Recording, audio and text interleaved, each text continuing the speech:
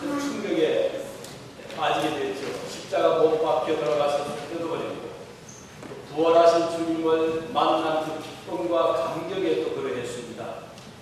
우리 주님은 부활하신 다음에 이 세상에 계실 동안 여러 차례 제자들에게 자신을 나타내셨습니다.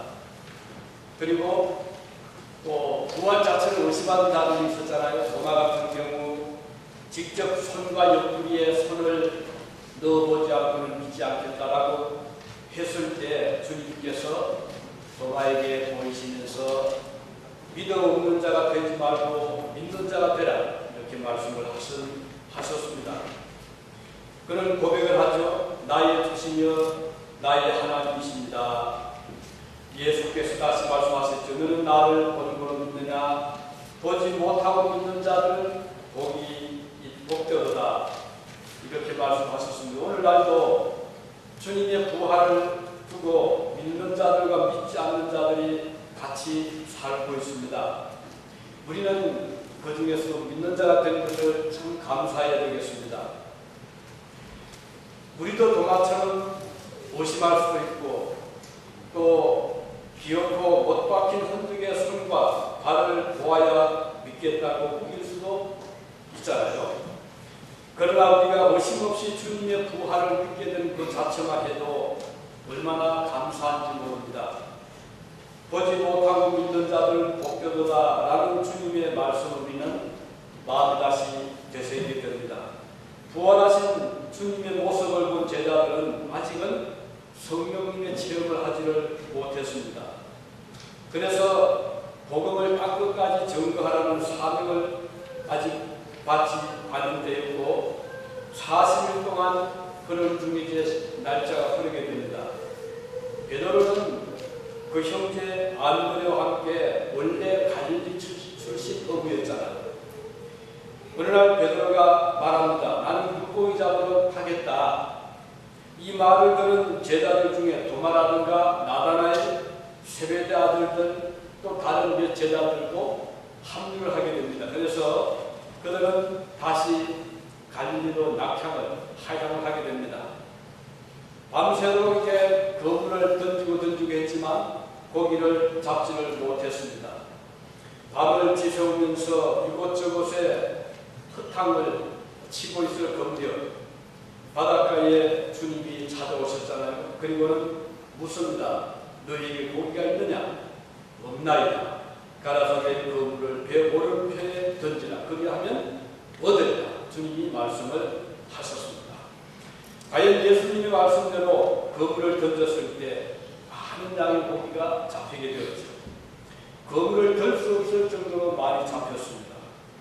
베드로는 너무 급한 마음에 바다 속을 천막 뛰어들어가서 주님께 달려가게 되고 다른 제자들은 잡힌 고기를 이제 함께 힘을 못 부어서 끌고 육지로 나왔습니다. 예수님은 그 호숫가에 숯불을 피워놓고 떡과 고기를 준비하고 기다리고 계셨습니다. 시장한 제자들을 위해서 우리 주님이 친히 조반을 준비해 주신 것입니다.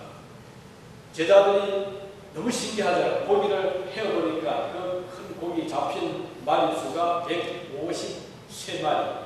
여러분 한국의 모나미 볼펜 지금 나올지 모르지만 그 옛날부터 나왔던 또 153 숫자가 여기에서 나왔던 일화가 있잖아요.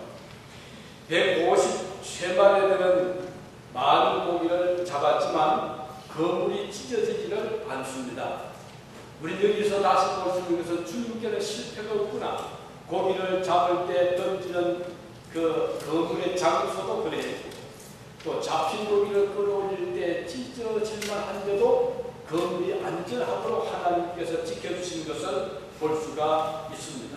이렇게 해서 제자들과 예수님은 함께 멋진 떠오르는 태양빛을 기대하면서 호숫가에서 조반을 나누게 되었습니다. 아주 감동적인 순간이 아닐 수가 없습니다. 이 식사가 끝난 다음에 주님은 베드로에게 질문을 하죠. 내가 이 사람들보다 나를 더 사랑하느냐? 이렇게 물으셨습니다. 본문에서 이 사람들로 표현된 단어는 되는 것일까요? 옆에서 함께 조반을 묶고 있던 다른 제자들을 의미할 수가 있겠죠. 옆에 있는 도마보다 네가 나를 더 사랑하느냐, 또는 나다날보다 나를 더 사랑하느냐, 사랑의 강도가 어느 정도인가를 확인하는 질문으로 들려오고 있습니다. 우리가 주님을 사랑하는 정도는 하나같이 같을 수는 없거든요. 더 사랑할 수 있고 적게 사랑할 수가 있습니다.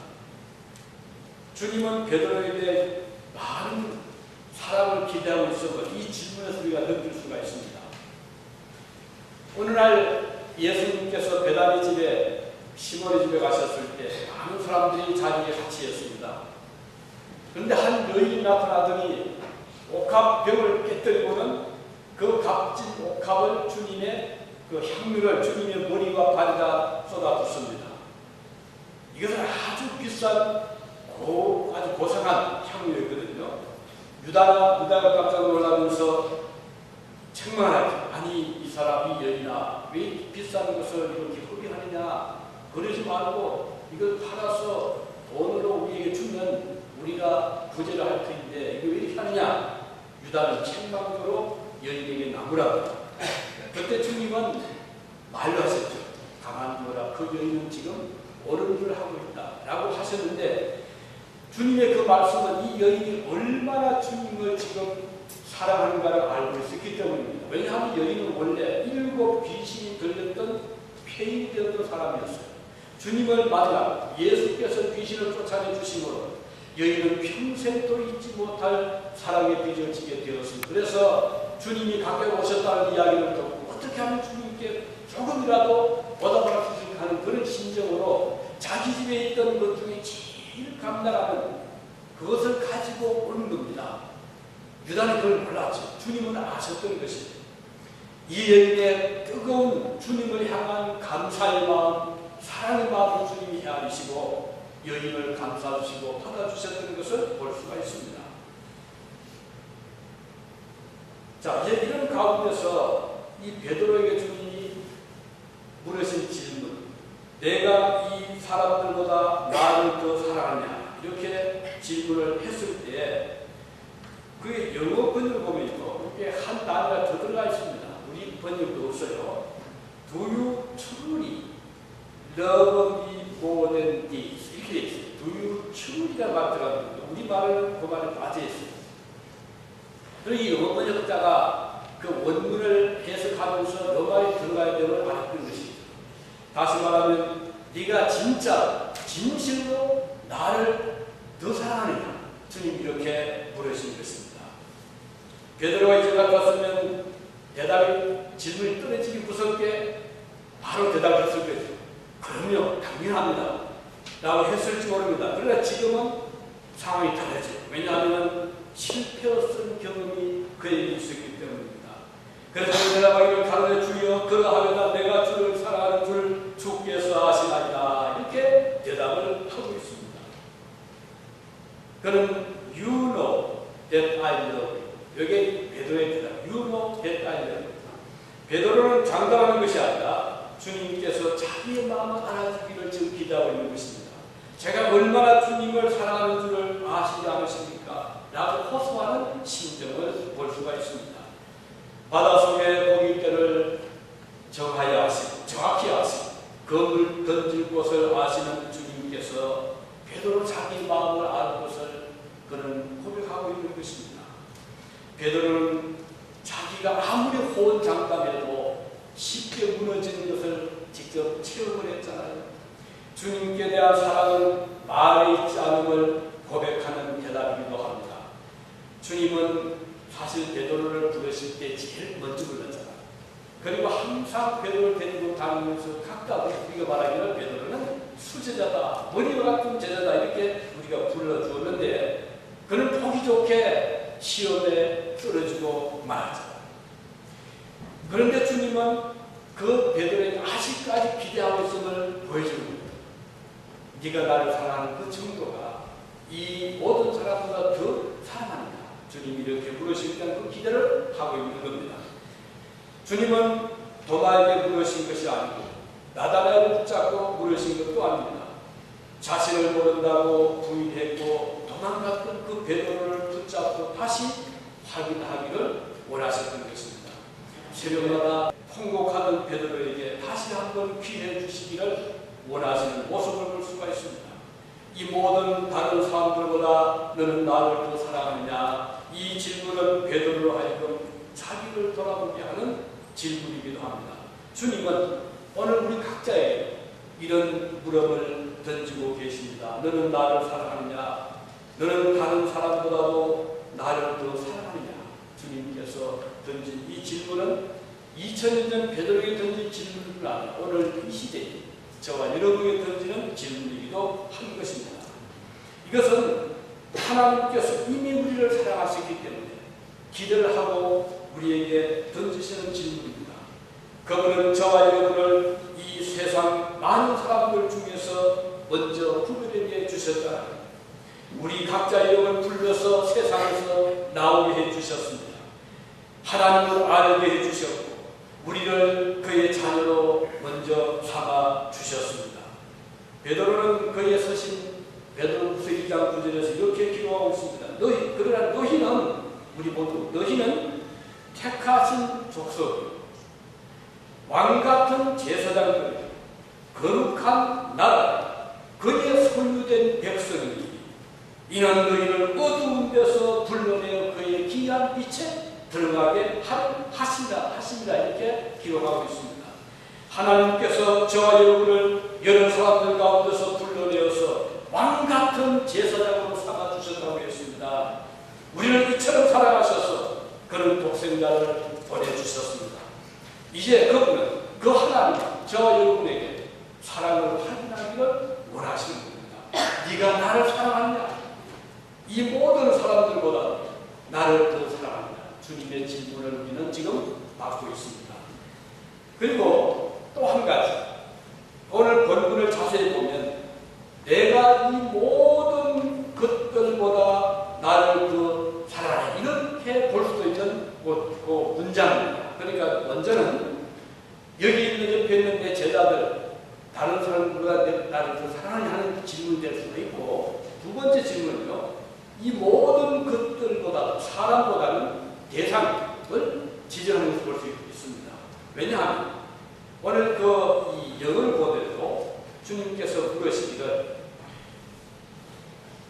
Simon, son of John, do you truly love me more than these? more than these라고 붙여냈는데 이거는 이제 헬라어로 또 들어가 보면 마찬가지예요. 그 묻기를 그 these라는 말 투턴을 쓰거든요. 투턴 말은 사람도 쓰지만 어떤 물건이나 대상으로 해당되는 그런 단어. 그러니까 주님이 이 질문할 때 베드로야, 너는 지금 이 모든 것 어떤 거요? 베드로의 배 앞에 앉아있는 앞에 놓여있는 맛있는 음식, 생선, 또 그 다음은 어제 밤새도록 사용했던 거물, 배, 그 다음은 베드로 찾아왔던 고향의 가족, 친구, 친척 다 포함이거든요. 베드로는 지금 3년 동안 공백을 두고 고향을 떠났잖아요. 고향 떠나니까 마음 푸근할 수가 있고 고향 친구들 만나고 가족 만나고 또 배가 있고 거물이 있고 또 앞에 지금 시작할 때 맛있는 음식이 있는데 다 베드로가 좋아할 수 있는 대상들입니다. 주님이 베드로야, 네가 이 모든 것들보다도 나를 더 사랑하냐 이렇게 볼 수 있는 질문이기도 한 것입니다. 베드로는 부활하신 주님을 만나게 했지만 이제는 늘 같이 계시지 않잖아요. 잠깐 보였다가 또 사라지고 베드로가 뭔가 허전함도 느끼고 그래서 베드로는 고기 잡으러 가겠다라고 한 거거든요. 지금 고향을 내려온 겁니다. 어쩌면 다시 옛날에 돌아갈 수도 있는 그런 지금 어떤 갈림길에 있는 베드로였습니다. 주님은 그 베드로에게 다짐을 하는 겁니다. 베드로야, 내가 지금 이 배, 거물, 내 고향 친구들, 가족들보다도 나를 진실로 더 사랑하냐 이렇게 질문하고 있습니다.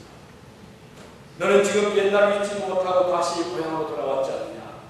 내가 이곳에서 어부 생활을 하던 것을 잊지 못하고 다시 돌아오지 않았니?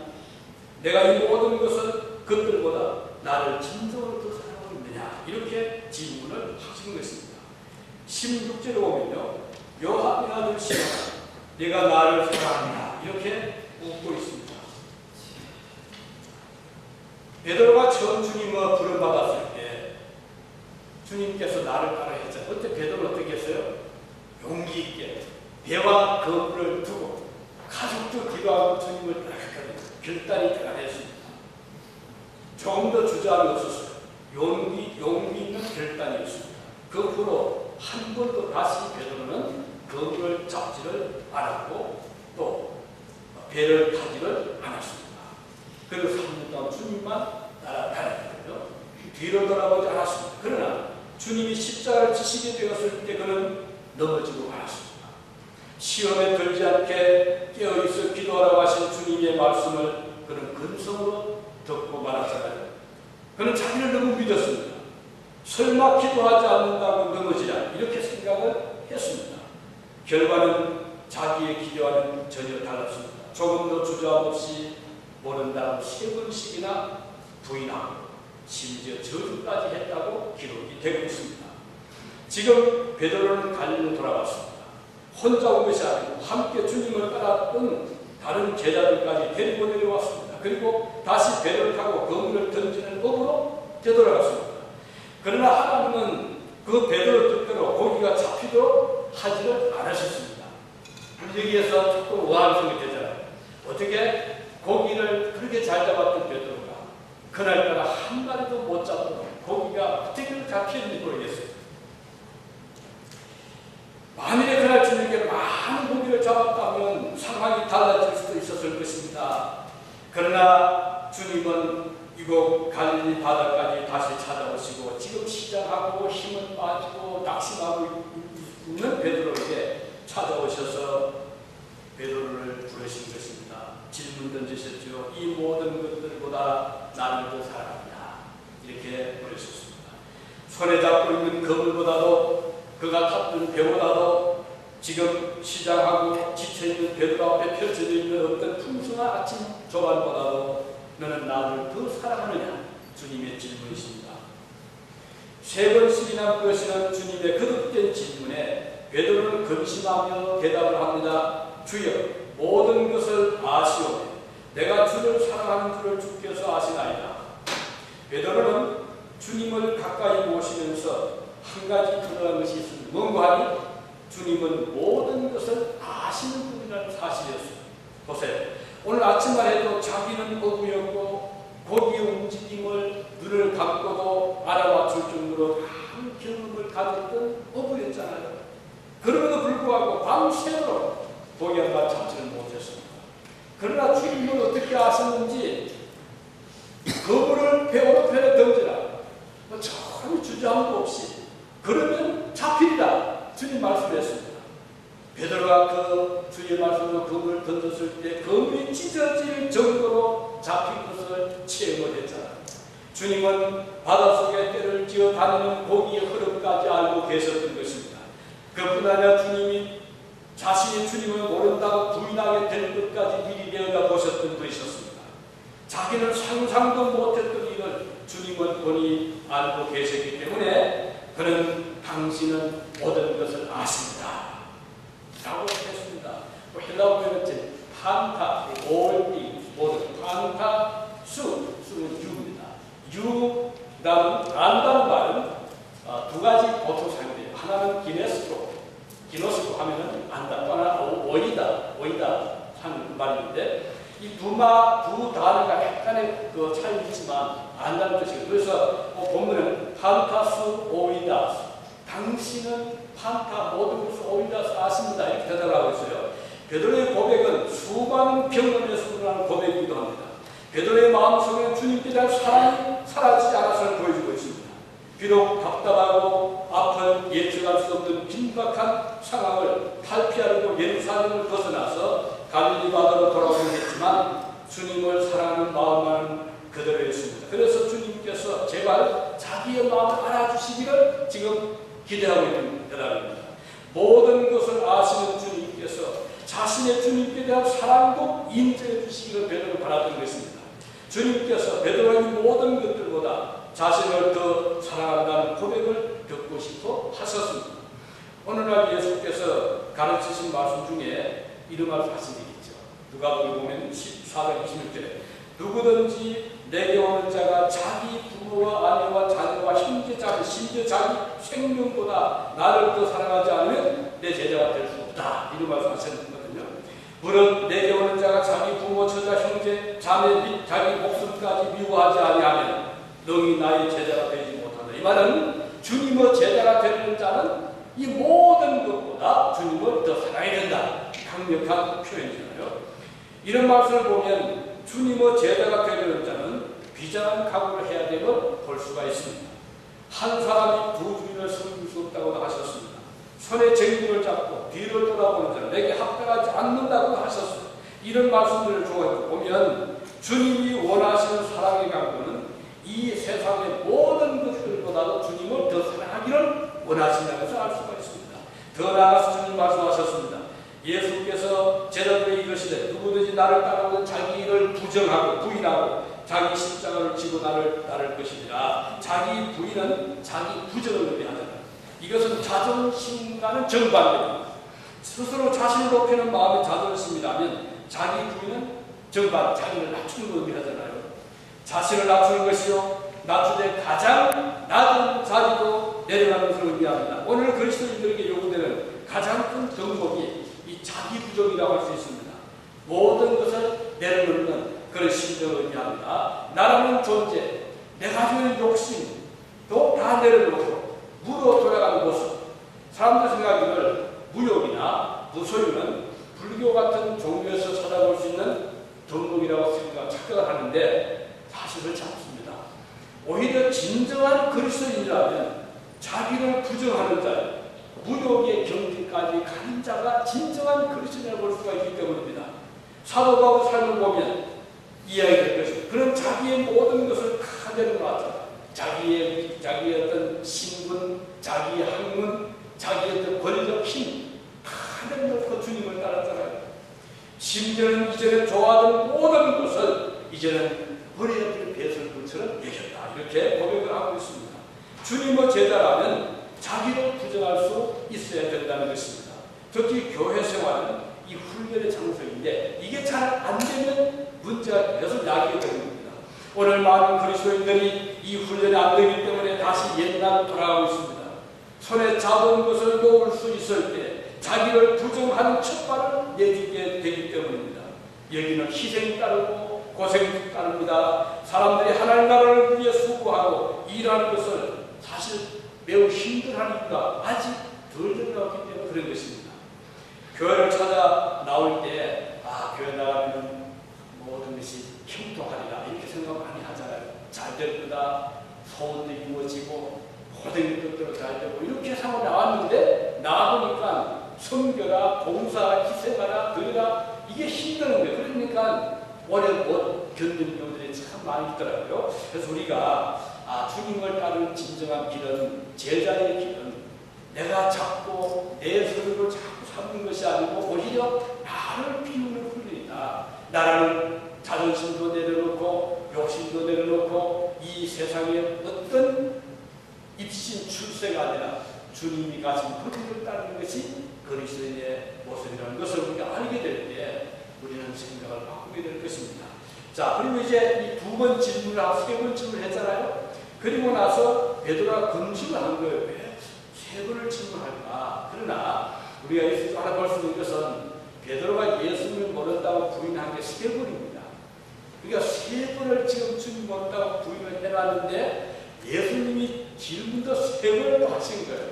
어떤 의미에서는 예수님께서 베드로를 지금 그것을 만회시켰거든요. 네가 세 번 부인했지만 네가 나를 사랑을 세 번이나 또 답하지 아니했느냐 해서 어떤 의미에서는 베드로로 하여금 위로를 받게 하시는 그런 의미가 있다. 어떤 분이 재미있게 해석을 했더라고요. 그럼 주님께서 확인한 다음에 주신 것이 삶이 무엇입니까? 내 양을 먹이라, 치라, 테이크어해라 하는 대답을 주신 것입니다. 양을 치고 먹이라. 이게 쉬운 일 아니잖아요. 많은 희생이 따라야 하고 고생이 동반되는 일입니다. 오늘날 오늘의 동일한 세 번의 질문에서 주님은 반드시 양을 먹이라는 이 탐구가 나오는 것입니다. 보면 15절에 내 어린 양을 먹이라. Feed my lambs. 그리고 16절에 보면 내 양을 치라. Take care of my sheep. 이렇게 나오잖아요. 그리고 또 마지막에는 내 양을 먹이라. Feed my sheep. 다시 나옵니다. 이런 것을 이렇게 조합해 보면 공통적인 주님의 세 번의 부탁은 주님의 양을 보살피고 먹여달라는 부탁입니다. 주님의 양을 맡을 자격을 그러면 사랑이 드신 거잖아요. 세 번 사랑을 확인한 다음에 주신 주님의 마지막 부탁은 내 양을 먹이라. 그래서 오늘 사실 주님의 고난, 부활, 여기 이제 주님의 십자가의 절정이잖아요. 그리고 부활을 통해서 이제 하나의 사건이 종료됩니다. 여기에 그쳐서 안 된다는 거예요. 주님께서 부활하신 다음에 베드로를 찾아오셔서 특별히 다짐하고 부르신 것은 네가 나를 사랑하느냐? 예, 사랑합니다. 그때 주님은 그러면 내 양을 먹이라 해서 완전한 종교를 짓고 있습니다. 즉 우리 그리스도인의 삶는 것은 주님의 십자가를 바라보아야 됩니다. 우리가 죄인임을 알고 회개하게 하고 그 앞에 용서를 받는 그 십자가의 보혈을 통과하고 그 다음은 여기 그쳐서 안 됩니다. 이제 부활의 소망, 나를 위해서 죽으신 분 아니라 다시금 살아나신 주님은 바라보는 부활의 소망을 가집니다. 이제 우리는 승리의 주님을 붙잡습니다. 죽음을 이기신 주님, 죄를 이기신 주님, 세상을 이기신 주님, 여기에 그쳐 있는 것이 아니고 이제는 내가 나를 사랑한다. 십자가를 그친 사람, 부활을 경험한 사람은 주님을 사랑하게 됩니다. 주님을 사랑한다는 확인을 받으신 주님은 그러면 내 양을 먹이라. 이것이 이제 우리의 마지막 결론입니다. 오늘 이 세상에서 성도의 삶의 귀결점은 주님을 사랑하는 성도라면 주님의 양들을 보살펴주고 주님의 성도를 사랑하고 그들을 위해서 섬기는 삶을 살아라. 이것이 우리 성도의 삶으로 볼 수가 있는 것입니다. 교회를 섬기는 성도들의 자세는 양들을 보살피고 먹이고 보호하는 일인데 그 자격 요건은 주님을 사랑한다. 이렇게 듣고 있는 것입니다. 내가 나를 사랑하느냐라는 질문을 세 번씩이나 하시고 대답을 들으신 후에 주신 부탁은 내 양을 먹이라는 것입니다. 매우 중요한 주님의 삶이거든요. 사랑하는 성도 여러분, 우리가 교회를 섬기고 성도를 보살피는 일은 기본적으로 사랑에서 우러나와야 되는 것입니다. 사랑 없이 주님의 교회를 섬길 수 없는 것이에요. 주님께서 부르신 사랑이라는 단어가 아가파오잖아요. 아가파오. 이것은 부모의 사랑. 일부 예배 때 그랬더니 우리 주례 선생님 답을 탁 주었어요. 언컨디셔널 러브. 맞습니다. 이 아가파오 사랑은 조건 없는 무조건적인 희생적인 부모의 사랑 같은 사랑을 바로 의미하는 것입니다. 부모가 자녀에게 쏟는 사랑을 위하잖아요. 베드로가 비록 대답은 필요한 대답을 구사했지만 흐르는 문맥을 보면 이 베드로의 마음속에도 그 사랑을 좀 이해하고 있는 거예요. 그래서 베드로는 근심하여 가로되 이런 말 표현하는데 베드로는 세 번 질문을 받고 근심을 합니다. 세 번 부정했던 베드로에게 주님은 세 번의 사랑을 다짐하고 그걸 다 잊어버리게 해주신 것입니다. 그래서 주님은 이 베드로는 주님에게 자기의 마음을 보여주고 있습니다. 여기 안다라는 말, 당신이 나를 아십니다. 내 마음을 아십니다. 이 안다라는 말, 기네스코라는 말은 경험을 통한 안다는 것도 있고 우리가 가령 누구를 압니까? 물을 때 안다고 할 수 있고 그렇지 않다고 할 수 있잖아요. 가령 그 소문 들었습니다. 그분의 이야기를 들었습니다. 읽었습니다. 신문에서 봤습니다. 뉴스에 들었습니다. 요 아는 거 하고 예 압니다. 저는 그분과 3년 동안 같이 직장을 일했습니다. 이거하고 차이가 있잖아요. 그래서 여기 베드로가 하는 이 기네스코나 말은 주님 3년 동안 함께 저와 같이 살았지 않습니까? 주님이 저를 알지 않습니까? 그런 뜻이거든요. 그래서 베드로의 이 대답은 굉장히 실제적이고 강력하고 체험적인 사랑을 그리고 경험의 바탕을 둔 안다면서 의미하는 것입니다. 이래서 이 베드로가 주님을 사랑하는 그 마음을 주님이 안다는 것이에요. 주님은 베드로에게 물었습니다. 그렇다면 네가 나를 참 사랑한다면 내 양을 먹이라. 이게 주님의 부탁이 있었어요. 이 대답을 하는 자에게 담을 주시는 사명의 말씀입니다. 오늘 여러분 저와 여러분 주님을 사랑하자. 그러면 주님은 됐다. 여기서 끝이지 않고 그렇다면 내 양을 먹이라. 즉 교회를 섬기라는 거예요. 그래서 오늘날 이런 마음을 가지고 교회를 섬긴다면 교회에 문제될 것이 없어요. 얼마 전에 저 캘그랬던 교회가 문제가 터졌습니다.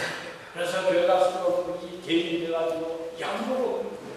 우리가 볼 때는 별거 아닌데 본인들은 너무 커 보이는 거예요. 이건 자존심 문제라는 거예요. 이거는 져서 안 된다는 거예요. 그러나 다시 한번 물러서서 보면 우리가 주를 섬길 때 자존심 가지고 섬깁니까? 우리가 주를 섬길 때 어떤 명분 가지고 섬깁니까? 이게 아니잖아요. 만약에 그분들이 주님의 이 말씀을 마음에 새겨두었다면 네가 나를 사랑하느냐? 그렇다면 내려놓아라. 자존심 내려놓고 명분 내려놓고 이 마음 있는 모든 것을 내려놓는다면 왜 안 되겠습니까? 그러면 제가 잘 섬기겠습니다. 제가 양보하겠습니다. 이렇게 나면 또 저쪽에서도 다시는 가면 저도 잘할 것이 없습니다. 이렇게 되면 문제가 다 해결될 터인데 이거는 자존심 문제입니다. 안 됩니다. 이렇게 하니 계속 교회는 어려운 길을 걷게 되고 끝까지 갈 때까지 가다 보면 어떻게 되겠어요? 결과적으로는 교회는 흐려지도록 만든 거예요.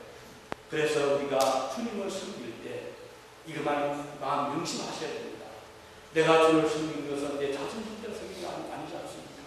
우리가 주님의 교회를 바꾸는 것은 내 모든 것을 내려놓고 주님을 사랑하는 그 일념으로 그렇다면 주님의 교회를 위해서라면 저는 얼마든지 양보할 수 있습니다. 제 것을 내려놓을 수 있습니다. 저는 모든 것을 다 놓겠습니다. 이렇게 하면 된다면 우리 하나님께서 얼마나 기뻐하실 텐데 오늘 많은 성도들이 그 생각보다는 큰 놓지 못한 게 세상에 욕심 못 놓고 내 자존심 못 놓고 내 이해관계에서 이해된 나의 이익되는 걸 못 놓게 되니까 교회가 계속해서 부딪히게 되고 서로 험담을 하게 되고 이런 결과가 나오게 되는 것입니다. 교회는 주님의 양떼가 쉬는 곳이요 먹이는 곳이며 휴식을 취하는 곳입니다. 그러나 그 양무리에서 양들을 보살피는 주님의 종들은 이것은 쉬는 곳이 아닙니다. 보세요. 양들이 잠잘 때 양을 지키는 목자들은 잘 수가 없잖아요. 오늘 처음 교회 나온다면 얼마든지 쉴 수가 있습니다. 그러나 믿은 지 5년이 되고 10년이 되고 일평생이 된 사람이라면 또 교회에서 어떤 직분을 맡은 자라면 교회는 쉬는 것이 이제는 아닙니다. 이제는 더 이상 그런 것이 아니고 어린 양떼들 약한 자들을 돕기 위해서 주님이 나를 세워주셨구나. 이제는 사명감 가지고 주님의 교회를 바꾼 자들이 될 때 그 교회는 먼저 믿는 자들은 성경 모범을 잘 보여주고 처음 믿는 자는 그 모습을 보면서 저렇게 믿는구나 저렇게 섬기는구나 하는 것을 배우게 되는 것입니다. 그래서 오늘 우리는 이 말씀에서 주님이 나를 보고 질문하시는 네가 나를 사랑한다고 할 때 주님을 그러하라. 내가 주님을 사랑하는